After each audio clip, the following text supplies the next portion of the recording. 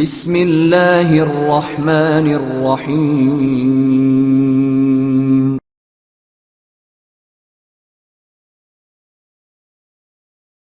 ومن يضلل فلا هادي له أشهد أن لا إله إلا الله وحده لا شريك له وأشهد أن محمدا عبده ورسوله اللهم صل على محمد وعلى آل محمد كما صليت على إبراهيم وعلى آل إبراهيم وبارك على محمد وعلى آل محمد كما باركت على إبراهيم وعلى آل إبراهيم إنك حميد مجيد أما بعد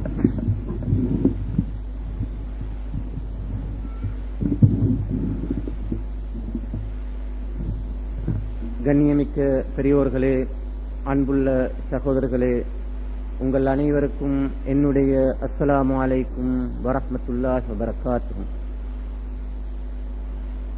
பெரியோர்களே, சகோதரர்களே, அருள்மறையாம் அல்லாஹு ஜல்ல ஷானஹு வ தஆலா அவனுடைய கிதாப் கடைசி வேதம் இறங்கினதை கொண்டாடுகின்ற ஒரு சிறப்பான மாதத்தில் நாங்கள் இருக்கின்றோம். இந்த மாதத்தின் சிறப்பு அந்த கிதாபால, அந்த கிதாப் இந்த பூமிக்கு வந்ததுனால அருமை ரசூலுல்லாஹி அலைஹி ஸலாத்து வஸ்ஸலாம் அவர்களுக்கு இறக்கப்பட்டதன் காரணமாக சிறப்பு பெறுகிறது என்பது எங்கள் எல்லோருக்கும் தெரியும். அதைத்தான் அல்லாஹு ஜல்ல ஷானஹு வ தஆலா சூரத்துல் பக்ராவில் ரமலானுடைய பாடத்தில் அவன் சொல்லுகின்றான். ரமலானுடைய பாடத்தை அவன் அங்கே சம்பூர்ணமாக குறிப்பிட்டிருக்கின்றான். அந்த பாடத்தில் என்ன தத்துவங்கள் இருக்கின்றன, என்ன நன்மைகள் இருக்கின்றன, என்ன பிரயோசனங்கள் இருக்கின்றன, அந்த பாடம் ஏன் அப்படி ஒரு பாடம் மனிதனுக்கு உருவாக வேண்டும், அப்படியான ஒரு பாடம் உருவாகினால ஏற்படுகின்ற முடிவு ரிசல்ட் என்ன என்பதை பற்றியெல்லாம் அது சொல்லுகின்றது. எனவே அதை ஆரம்பிக்கும் போது அல்லாஹு ஜல்ல ஷானஹு வ தஆலா சொல்லுகின்றான், யா அய்யுஹல்லதீன ஆமனு, விஸ்வாசிகளே, குத்திப அலைக்குமுஸ் ஸியாம், உங்களுக்கு நோன்பு பரலாக்கப்பட்டிருக்குது. கமா குத்திப அலல்லதீன மின் கப்லிக்கும், உங்களுக்கு முன்பு இருந்தவர்களுக்கு அது பரலாக்கப்பட்டது போன்று லஅல்லக்கும் தத்தகூன், நீங்கள் தக்வா உள்ள மக்களாக அல்லாஹ்வுடைய விஷயத்துல, அல்லாஹ்வுடைய காரியத்துல தக்வாவோடு நடந்து கொள்ள வேண்டும் என்றபடியால அல்லாஹு ஜல்ல ஷானஹு வ தஆலா உங்களுக்கு நோன்பை பரலாக்கினான் என்று சொல்லுகின்றான். இந்த நோன்பை இந்த மாதத்துல ஏன் பரலாக்கினான் என்று சொல்லும் போது அதற்கு வருகின்ற அடுத்த ஆயத்துல அல்லாஹு ஜல்ல ஷானஹு வ தஆலா சொல்லுகின்றான், ஷஹ்ரு ரமலான், ரமலான் மாதம், ரமலான் மாதத்துலதான் நாங்கள் இந்த குர்ஆனை இறக்கி வைத்தோம் என்று சொல்லுகின்றான் ரப்புல் ஆலமீன். அங்கே சொல்லுகின்றான், ஷஹ்ரு ரமலான் அல்லதி உன்சில ஃபீஹில் குர்ஆன். ஷஹ்ரு ரமலான் என்று சொன்னால் என்ன, எது, எப்படியான அந்த மாதம், அல்லது அந்த மாதம் எதுவென்று சொன்னால் உன்சில ஃபீஹில் குர்ஆன், அதிலேதான் குர்ஆன் இறங்கினது. குர்ஆனை பற்றி அல்லாஹு ஜல்ல ஷானஹு வ தஆலா பிறகு ஒரு விளக்கம் சொல்லுகின்றான்.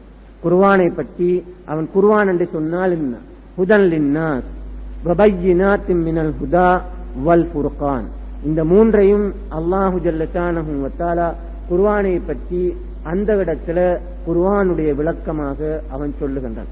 ஹுதன் லின்னாஸ், மனித சமுதாயத்துக்கு அது வழி,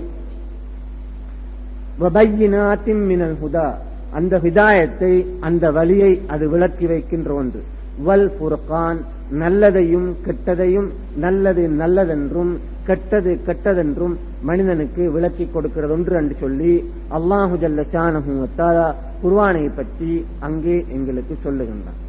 பெரியோர்களே, சகோதரர்களே, மனித வரலாற்றில் நூல்கள், கிதாபுகள், இவைகள் நூட்கள், கிதாபுகள் பெரும் பங்குகளை வகித்து வந்திருக்கின்றன என்று உங்கள் எல்லோருக்கும் தெரியும். நீங்கள் வரலாற்றிலே பார்க்கிறீர்கள், பிளேட்டோ என்று ஒருவர் பொலிட்டிக்ஸ் என்று ஒரு புத்தகத்தை எழுதினார். அது மனித வரலாற்றில் பெரிய ஒரு தாக்கத்தையும் மாற்றத்தையும் அது உருவாக்கினது. உருவாக்கிவிட்டு அது அழிந்து விட்டது. அந்த தாக்கம், அந்த மாற்றம் மறைந்து விட்டது. அதனுடைய பிரதிபலன்களையோ அதனுடைய தொடர்புகளையோ நீங்கள் இன்று உலகத்தில் எங்குமே பார்க்க முடியாது. மாறுபட்ட ஒன்றாக, வேறுபட்டாக ஒன்றாக அது இருந்தாலே ஒழியும். அதன் பிறகு வரலாற்றில் நீங்கள் பார்க்கலாம், இப்படி எத்தனையோ நூல்கள் வந்திருக்கின்றன. வைத்தியத்துறையில பயங்கரமான மிகவும் அதாவது அடிப்படையான மாற்றங்கள் உண்டாக்கின. மனித ஒழுக்க ரீதியான மாற்றங்களை உண்டாக்கின, அரசியல் ரீதியான மாற்றங்களை உண்டாக்கின, அதே போன்று தத்துவ ரீதியான மாற்றங்களை உண்டாக்கின எத்தனையோ புத்தகங்கள், நூட்கள் மனிதர்கள் எழுதியிருக்கிறார்கள். அது உண்மையிலேயே மனித வரலாற்றில் எவ்வளவு பெரும் பெரும் மாற்றங்களை அது உருவாக்கியும் இருக்கின்றன. அதே போன்று நீங்கள் பார்க்கலாம், ரூசோ என்று ஒருவர், ரூசோ என்று நீங்கள் எல்லோரும் கேள்விப்பட்டிருப்பீர்கள். அதாவது ஐரோப்பாவில் ஒரு அறிஞன், பிரான்ஸ்ல ஒரு அறிஞன், பாரிஸ் நாட்டில் வாழ்ந்த ஒரு அறிஞன் ரூசோ என்று ஒருவர் சோசியல் கான்ட்ராக்ட் என்று சொல்லி, சமூக ஒப்பந்தம் என்று சொல்லி ஒரு நூலை எழுதினார். அது அன்று மனிதனிலே நிறைய மாற்றங்களையும் பாதிப்புகளையும் சரித்திரத்தை மாற்றியமைப்பதிலே அது பெரும் பங்கொன்றை வகுத்தது. அதனோடு அது அழிந்து விட்டது, இல்லாமல் போய்விட்டது.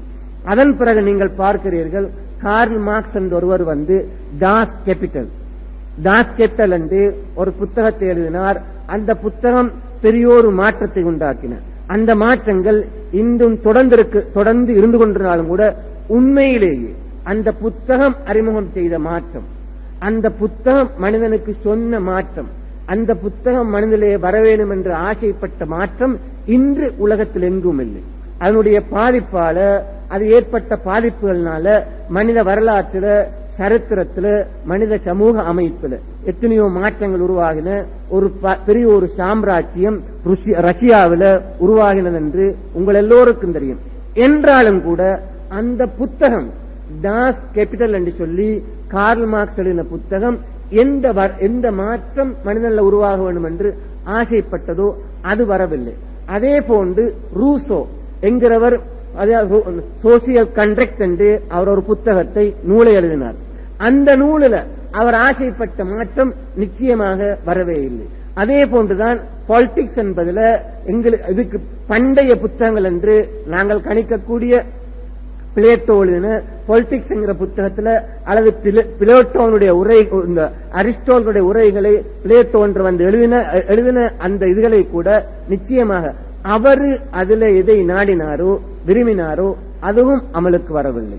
ஆனால் மனிதன்ல நிறைய இரத்த கலரிகள் ஓடக்கூடிய, மனிதனுடைய மிகவும் தவறான போக்குகளை உண்டாக்கக்கூடிய மாற்றங்கள் அவைகள்ல வந்திருக்கின்றன என்பதை நீங்கள் பார்க்கிறீர்கள். 14ஆம் நூற்றாண்டுல பயங்கரமாக ஐரோப்பாவில் ஏற்பட்ட புரட்சி, குறிப்பா பிரான்ஸ் நாட்டில் ஏற்பட்ட புரட்சி, அங்கே வாழ்ந்த பிரான்ஸ் நாட்டு சக்கரவர்த்தியை கொண்டு அவருடைய மாளிகைகள் எல்லாம் கொள்ளையடித்து, அவருடைய குழந்தைகள், பெண் குழந்தைகள், ஆண் குழந்தைகளுக்கெல்லாம் அநியாயம் அக்கிரமம் செய்து அவர்கள் எல்லாம் கொன்று தொழுவிலே ஏற்றி, அதாவது மனிதன் என்று, அதாவது அது ஏற்பட்டுள்ளது ஈக்குவலிட்டி, மனிதனிடம் சமத்துவம் வர வேண்டும், ஃப்ரெட்டர்னிட்டி, மனிதன் ஒருவனாக கணிதக்கப்படணும், அதே அந்த மனிதன் ஒரே ஈக்குவலிட்டி, ஃப்ரெட்டர்னிட்டி, யூனிட்டி, இப்படி 3 அம்சங்களை அது முன்வைத்து வந்தாலும் கூட அது இரத்த கலரை உண்டாக்கி மனிதனை நாசமாக்கின ஒழிய மனிதனிடம் எந்த விதமான மாற்றத்தையும், அந்த புத்தகம் விரும்பின மாற்றத்தையும், ஒழுக்க ரீதியான அரசியல் ரீதியான எந்த மாற்றத்தையும் அது உருவாக்கவில்லை. அதே போன்றுதான் டாஸ் கேபிட்டலை உங்களிலே யாரும், கார்ல் மார்க்ஸ் எழுதின புத்தகம் நீங்கள் வாசித்தேன்னு சொன்னால், அவர் எழுதுகிறார் எல்லோருக்கு சமம், எல்லோரும் எல்லாருக்கும் உரிமை உள்ளவர்கள். அதில் அவர் சொல்லுகிறது எல்லோராலும் சமம், எல்லோருக்கும் உரிமையானவர்கள், யாருக்கும் சொந்தம் என்று பாராட்டுவதற்கு இது என்னுடையது, இது என்னுடைய தகப்பனுடையது, இது இன்னாருடையது என்று யாருக்கும் சொந்தம் பாராட்டுவதற்கு அதுல ஒன்றுமே இல்லை என்பதுதான் அவருடைய மூலாந்தரம்.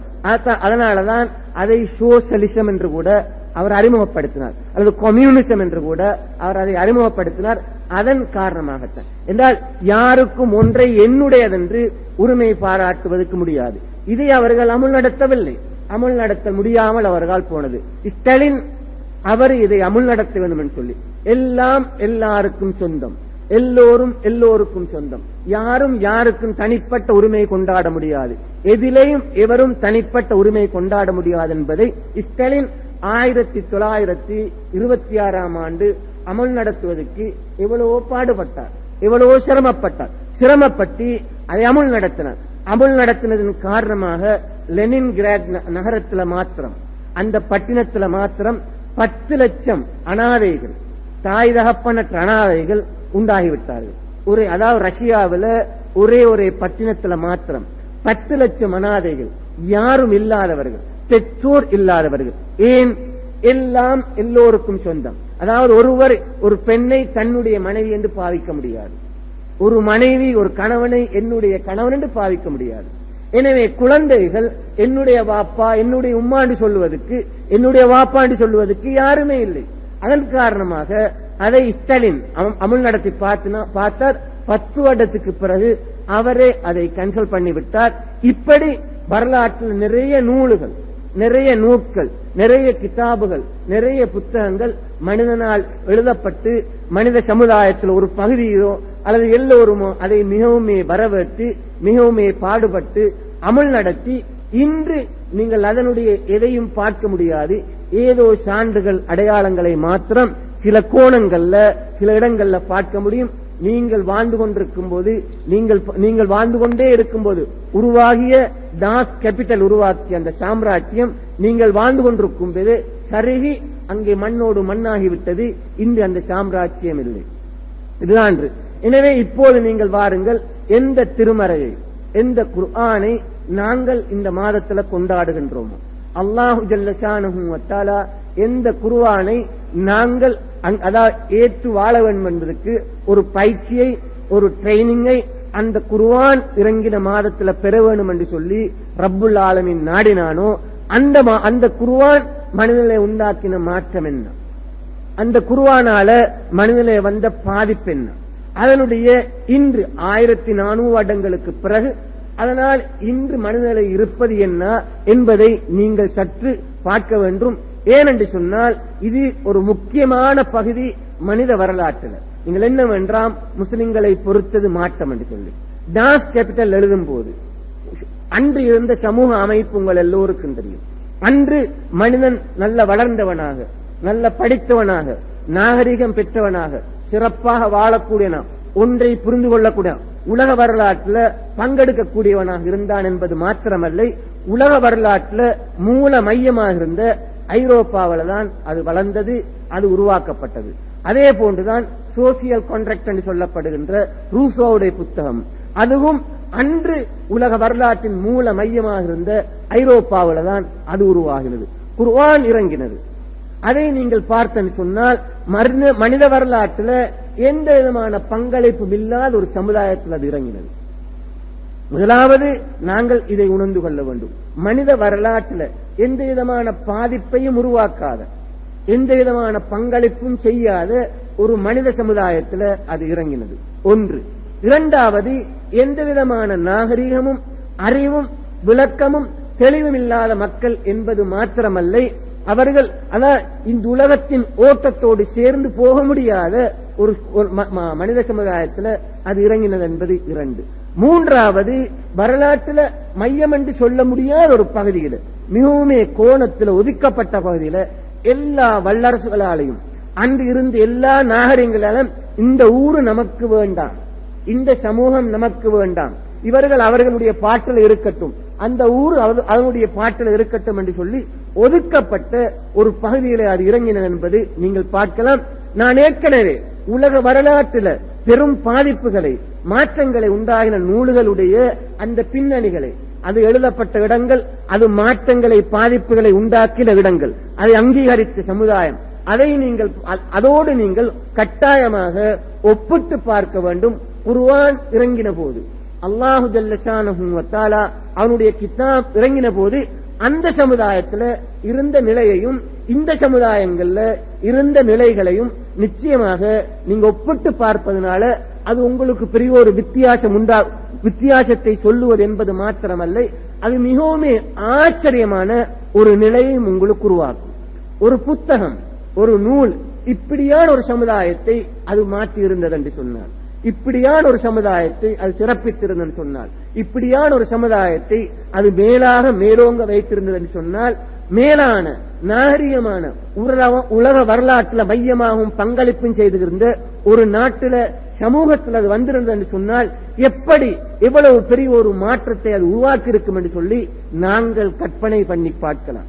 நிச்சயமாக அந்த சமூகம் சுமார் அந்த குர்ஆன் இறங்கி 23 வருடத்துக்கு பிறகு உலக வரலாற்றில் பரிபூர்ணமான பங்கெடுத்தது. உலக வரலாற்றுல, அதனுடைய சரித்திரத்துல, மனித சமுதாயத்துல பரிபூர்ணமான பங்கெடுத்து 23 வருடம் பிறகு ஒரு 26 வருடம் போகும்போது அது உலகத்தில் ஓங்கி நின்றது. 23 வருடத்துல அந்த குர்ஆன் இறங்கி 23 வருடம் பூர்த்தியாகும் போது, குர்ஆன் பூர்த்தியாகும் போது மனித வரலாற்றுல, மனித சமுதாயத்துல அது பூரணமான பங்கெடுத்து மீண்டும் ஒரு 26 வருடம் பகும் போது அது மேலோங்கி இருந்தது. உலகத்துல யாருமே அந்த குர்ஆனை விட்டுவிட்டு, அந்த சமூகத்தை விட்டுவிட்டு, அந்த சமுதாயத்தை விட்டுவிட்டு, அந்த சரித்திரத்தை விட்டுவிட்டு வாழலாம் என்ற நிலைக்கு யாருமே இருக்கவில்லை. அந்த அளவுக்கு கெட்டவர்கள், நல்லவர்கள், முஸ்லிம் அல்லாதவர்கள், அதை ஆதரித்தவர்கள், அதை எதிர்த்தவர்கள் எல்லோரும் அதனோடு சேர்ந்து இணைந்து ஒத்துப்போக வேண்டிய ஒரு நிர்பந்தமான நிலையை அது மனிதனுக்கு உருவாக்கினது. அந்த அளவுக்கு மாற்றத்தை அது உருவாக்கினது என்பதை நாங்கள் கருத்தில் நிச்சயமாக வைத்துக் கொள்ள வேண்டும், இந்த விஷயத்தை நாங்கள் பார்ப்பதற்கு முற்படுவதற்கு முன்பு. எனவே நீங்கள் இப்போது வாருங்கள், அரபு நாடு அப்போது எப்படி இருந்ததுன்னு சொல்லி. குர்ஆன் இறங்கும் போது நிச்சயமாக நாங்கள் எல்லோரும் உணர்ந்து கொள்ள வேண்டும் அரபு நாடு எப்படின்னு சொல்லி. அரபு நாடு அதற்கு பக்கத்துல, அதனுடைய மேற்பக்கத்துல நீங்கள் பார்க்கலாம் பெரிய ஒரு சாம்ராஜ்யம் இருந்தது, பெரிய ஒரு நாகரிகம் இருந்தது, பாரசீக நாகரிகம் என்று சொல்லி இந்த உலகத்துல பெரிய ஒரு பாதிப்பை அப்போது உண்டாக்கி கொண்டிருந்த மனிதனுடைய வரலாற்றுல பெரிய ஒரு பங்கெடுத்துக் கொண்டிருந்த ஒரு பெரிய ஒரு சாம்ராஜ்யமும் பெரிய ஒரு நாகரிகமும் அதனுடைய மேற்பக்கத்துல அங்கே இருந்தது. அதனுடைய இடப்பக்கத்தை நீங்கள் பாருங்கள், அந்த அரபு நாட்டின் இடப்பக்கத்தை நீங்கள் அங்கே பார்த்து சொன்னால் இன்னும் ஒரு சாம்ராஜ்யம் மனித வரலாற்றுல பெரிய ஒரு பாதிப்பையும் பங்கையும் எடுத்துக்கொண்டு, மனித சமுதாயத்தில் பெரிய ஒரு பாதிப்பையும் பங்கையும் எடுத்துக்கொண்டு இன்னும் ஒரு சாம்ராஜ்யம் அதனுடைய இடப்பக்கத்தில் இருந்ததையும் நீங்கள் பார்க்க முடியும். அதை நாங்கள் சொல்லுகின்றோம் ரோம சாம்ராஜ்யம் என்று சொல்லி. இந்த 2 சாம்ராஜ்யமும் இந்த அரபு நாட்டை பற்றி எந்த விதமான கவலையும் படவில்லை. யமன் வரை அவர்கள் வந்தார்கள், அதிகமாக யமன் வரை வந்தார்கள், நஜிதை அவர்கள் தாண்டவில்லை. ஏன்? யமனில நிச்சயமா பல வர்க்கங்கள் இருந்தன. யமனில அதாவது தொழில் செய்யக்கூடிய ஆரோக்கியமான மக்கள் வாழ்ந்தார்கள், ஸ்திரமாக குடியமர்ந்து வாழக்கூடிய மக்கள் அங்க நிறைய இருந்தார்கள், நிறைய பலவர்க்கங்கள் உள்ள தோட்டங்கள், காணிகள் நிறைய இருந்தன. அதனால யமன் வரை அந்த நாகரிகம் வந்து நின்று விட்டது. இந்த 2 நாகரிகமும் யமனோடு தான் வந்திருந்தது. நீங்கள் அதனாலதான் பார்க்கலாம் யமனில இந்த 2 நாகரிகம் போட்டி போடுவதை. ஒருவேளை பாரசீக சாம்ராஜ்யம் அங்கே ஓங்கி நிற்கிறது, ஒருவேளை ரோம சாம்ராஜ்யம் அங்கே ஓங்கி நிற்கிறது. யமனில இது இருப்பதை நீங்கள் பார்க்கலாம். சில வேளை எங்கள் மஜூசிகள், நெருப்பி வணங்குகள் அங்கே அரசர்களாக இருக்கிறார்கள். சில வேளை நீங்கள் பார்க்கலாம் கிறிஸ்தவர்கள், அதாவது ரோமானியர்கள் அங்கே அரசர்களாக இருக்கிறார்கள் என்ற நிலை அங்கிருந்து. அதுக்கு கீழே யாருமே எட்டி பார்க்கவில்லை. ஏன்? அதுக்கு கீழே வாழ்ந்த மக்கள் உடுக்க தெரியாதவர்கள், உண்ண தெரியாதவர்கள், மனிதர்களோடு பழக தெரியவார்கள், பாஷைகளை எழுத வாசிக்க தெரியாதவர்கள், எந்த விதமான நாரியம் இல்லை, ஸ்திரமான இடங்கள்ல வாழ்கின்றவர்கள் அல்ல. ஸ்திரமான இடங்கள்ல வாழ்கின்றவர்கள் மிகவும் குறைவாக இருந்தார்கள். அவர்கள் பெரும்பகுதியானவர்கள் ஒன்றோ யூதர்களாக இருந்தார்கள் அல்லது கிறிஸ்துவர்களாக இருந்தார்கள். இந்த அளவுக்கு மோசமான விடப்பட்ட ஒரு பகுதிதான் அந்த அரபு நாடு அன்று. அவருடைய பழக்கங்கள் என்ன? அவர்கள் எந்த அளவுக்கு பழக்க வழக்கத்துல நாகரிகத்துல குறைவாக இருந்தார்கள் சொன்னால், நீங்கள் அன்றைய அரபு நாட்டில் நீங்கள் போய் 2 அறைகள் உள்ள ஒரு வீட்டை நீங்கள் பார்க்கிறேன்னு சொன்னால் அது ஒரு அரசருடைய வீடு அல்லாமல் வேறு ஒரு வீடுகளையும் நீங்கள் போய் பார்க்க முடியாது. 2 அறைகள், அதாவது மனிதன் பழகுவதற்கு ஒரு அறை, உறங்குவதற்கு ஒரு அறை, அந்த அளவுக்காவது 2 அறைகள் உள்ள வீடுகள் கூட அவர்கள் கட்டுவதை பற்றி கவலைப்படவில்லை. ஒரே ஹோல் கட்டினார்கள். அதுலதான் ஆண், பெண், பெற்றோர்கள், குழந்தைகள், கணவன், மனைவி எல்லோரும் ஒருங்கே அதுலதான் உறங்கினார்கள். ஹதீஸ் கிதாபுகள்ல நீங்கள் பார்த்திருக்கலாம் ஒரு ஹதீஸ். அந்த ஹதீஸ் என்ன சொல்லுகிறது? உங்களுடைய குழந்தைகள் 10 வயது அடைந்தது சொன்னால் அவர்களுக்கு தொழுகையை ஏவுங்கள், படுக்கையிலிருந்து பிரித்து விடுங்கள். அந்த ஹதீஸ் உங்களுக்கு சொல்லுகிறது, உங்களுடைய குழந்தைகள் 10 வயதை அடைந்து விட்டேன்னு சொன்னால் அவர்களுக்கு தொழுகையை கட்டாயப்படுத்துங்கள், படுக்கையிலிருந்து அவர்களை பிரித்து விடுங்கள் சொல்லி. படுக்கையிலிருந்து பிரித்து விடக்கூடிய அவசியம் என்ன? ஏன்? அவர்கள் எல்லோரும் ஒருங்கேதான் படுத்தார்கள், ஒருங்கேதான் உறங்கினார்கள், ஒரே துணியாலதான் தங்களை போற்றிக் கொண்டிருந்தார்கள். ஒரே துணியால 10 குழந்தைகள் என்று சொன்னால் 10 குழந்தைகள்ல அவர்கள் இருக்கிற அடிமைகளும் சேர்ந்து எல்லோரும் சேர்ந்து ஒருங்கினார்கள். ஒரே துணியால அவர்கள் போத்துக்கொண்டார். நிர்வாணம் என்கிறது சர்வ சாதாரணமாக. நிர்வாணத்தை பற்றி ஜாகிலியா காலத்தில் நிறைய கவிதைகள் நீங்கள் பார்க்கலாம். எந்த அளவுக்கு சொன்னால் காபத்துல்லாவை வலம் வருகிற விஷயங்கள கூட நிர்வாணமான சம்பந்தமான கவிதைகள் நிறைய பார்க்கலாம். ஒரு பெண்மணி பாடுகிறார். அதால் இன்று நிர்வாணம் அனுமதிக்கப்பட்டது. அவள் பார்க்கிறார், நிர்மாணமாக இருக்கிறது, இன்று அனுமதிக்கப்பட்டது. யாரும் அதை பற்றி கூச்சைப்பட தேவையில்லை. ஏன் என்று சொன்னால் ஒவ்வொருவரும் தங்களுடைய அதாவது நம்பிக்கைக்கும் சக்திக்கும் ஏற்ப தங்களுடைய உடல்களை இன்று வைத்துக் கொண்டிருக்கிறான் சொல்லி ஒரு பெண்மணி கௌபாவை சுற்றி பலம் வருகிறாள், தவாபு செய்கிறாள். இதை பாடி ஒரு பெண்மணி. ஏன் அன்று பூசாரிகள் எல்லா நாட்டிலையும் எப்போதும் பூசாரிகள் மார்க்கத்தை வைத்துக் கொண்டு உழைத்தவர்கள். பூசாரிகள் இருக்கிறார்களே, பயங்கரமான மனிதனின் துரோகி என்பது மாத்திரமல்ல, மார்க்கத்தின் துரோகி என்பது மாத்திரமல்ல, ஒழுக்கத்தின் துரோகிகளாக அவர்கள் இருக்கிறார்கள். ஒழுக்கத்தின் துரோகிகளால் அவர்களால வந்த பாதிப்பு மனிதனை எப்போதும் அழித்துக் கொண்டிருக்கிறது. இன்றும் அவர்களை அழித்துக் கொண்டிருப்பதை நீங்கள் பார்க்கலாம் எல்லா இடங்கள்ல. பூசாரிகள் என்று சொல்லும் போது யாரை நான் சொல்லுகின்றேன்? மதத்தை வைத்துக் கொண்டு அதை குருட்டுத்தனமாக மனிதன் முன்பே அதை சமர்ப்பித்து சடங்குகளையும் சாட்டாங்களையும் செய்து மனிதனை அதாவது புத்திக்கு அப்பாற்பட்ட குர்ஆன் சுன்னாவுக்கு அப்பாற்பட்ட முறையிலே அவனுடைய வேதங்களுக்கு கிதாபுகளுக்கு அப்பாற்பட்ட முறையிலே மனிதனை கற்பனை ரீதியாக அவனை ஏமாற்றிக் கொண்டிருக்கிற சமுதாயம். இவைகள் நீங்கள் இவர்களை ஆலிம்கள் என்று சொல்லலாம், அல்லாமாக்கள் என்று சொல்லலாம், பூசாரிகள் என்று சொல்லலாம், மௌலானாக்கள் என்று சொல்லலாம். எந்த பேரில இவர்களை அழைத்தாலும் சரி, மார்க்கத்தை வைத்துக் கொண்டு அதை தனக்கு உழைக்கிற ஒரு வழியாக, சம்பாதிக்கிற ஒரு வழியாக யாரெல்லாம் மனிதர்களை ஏற்றிக்கொண்டு அதாவது மனிதர்களை ஏமாற்றிக் கொண்டு அதை கொண்டு பிழைக்கிறார்களோ அவர்கள் அனைவரும் பூசாரிகள். அப்படியான பூசாரிகள் அன்று மக்காவிலேயும் இருந்தார்கள். அவர்கள் என்ன செய்தார்கள்? அவர்கள் குறைஷி வம்சத்து தலைவர்களாக இருந்தார்கள். அவர்கள் குறைஷி வம்சத்து அல்லாஹு ஜல்லஷானஹு வ தஆலா எந்த வம்சத்திலே இருந்து அருமை ரசூலுல்லாஹி அலைஹி ஸலாத்து வஸலாம் அவர்களை புரக்கி எடுத்தானோ அந்த வம்சத்தில்தான் அவர்கள் எல்லோரும் இருந்தார்கள். இப்ராஹிம் அலைஹிஸ்ஸலாம் எந்த தகப்பனுக்கு குழந்தையாக பிறந்தார்களோ அந்த தகப்பன் தான் அன்று அந்த நாட்டின் பெரும் பூசாரியாக இருந்தார். அந்த தகப்பன் தான் அன்று அந்த நாட்டின் அதாவது ஈராக் நாட்டின் பெரும் பூசாரியாக அவன் தான் இருந்தான். அதனால அவன் மனிதர்களை ஏமாற்றி பிழைத்துக் கொண்டிருந்தான். இந்த நிலைதான் அன்று அரேபியாவிலும் இருந்தது. நீங்கள் இதை நிறைய பார்க்கலாம். அவர்கள் சில சட்டங்கள் போட்டிருந்தார்கள். அந்த சட்டங்கள்ல ஒன்று என்ன? தவாப் செய்ய வருகின்றவர்கள் புதிய உடுப்பு உடுக்க வேண்டும். அதான் உம்ரா செய்ய வருகின்றவர்கள் புதிய ஆடை அணிய வேண்டும். புதிய ஆடை அணியாவிட்டால் எங்களிடம் ஆடை இரவலுக்கு எடுக்க வேண்டும். யாரிடம்? மக்காவில் இருக்கின்ற குறைஷிகளிடம், வேறு எங்கும் அல்ல. மக்காவை சூழ வாழுகின்ற சுதன் அதாவது கௌபத்துல்லாவின் ட்ரஸ்டிமார் என்று அன்று இருந்தவர்கள் அல்லது கௌபத்துல்லாவின் பாதுகாவலர் என்று சொல்லி பொறுப்பாளர் என்று சொல்லி தங்களை பிரகடனப்படுத்திக் கொண்டிருந்த ஒரு சில மக்கள், அவர்களிடமிருந்து உடைகளை இரவலுக்கு எடுக்க வேண்டும் என்று சொல்லி அவர்கள் சட்டம் போட்டிருந்தார்கள். எனவே அதாவது புதிய உடை வாங்குவது என்பது அன்று 190% மக்களுக்கு கற்பனைக்கும் கூட அப்பாற்பட்டது. அவர்களுடைய வறுமை நிலை அவர்களை வாட்டிக் கொண்டிருந்த ஒரு காலம். அதனால அவர்கள் புதிய உடை வாங்க முடியாது. இங்கே இரவலுக்கு உடை வாங்கவும் முடியாது. இங்கே கூலி கொடுத்து உடை வாங்கவும் முடியாது. என அவர்கள் என்ன செய்தார்கள்? அவர்கள் நிர்வாணமாக அதாவது ஒன்றுமே இல்லாமல் தவாப் செய்வதற்கு ஆரம்பித்து விட்டார்கள். இது ஒரு பழக்கமாகவே போய்விட்டது. ஆண்களும் பெண்களும் தவாப் செய்வது தங்களுடைய உடைய வருவார்கள். உடைய அங்கே கௌபத்துல்லா ஒரு சிலையின் பக்கத்திலே அப்படியே கலைந்து வைத்து விடுவார்கள். கலைந்து வைத்துவிட்டு அவர்கள் கௌபத்துல்லாவை வலம் வருவார்கள். இது அன்று இருந்த ஒரு நிலைமை. ஏன் நான் இதை சொல்லுகிறேன் சொன்னா, அந்த மக்களுடைய நிலைமை அப்படித்தான் அன்று இருந்தது.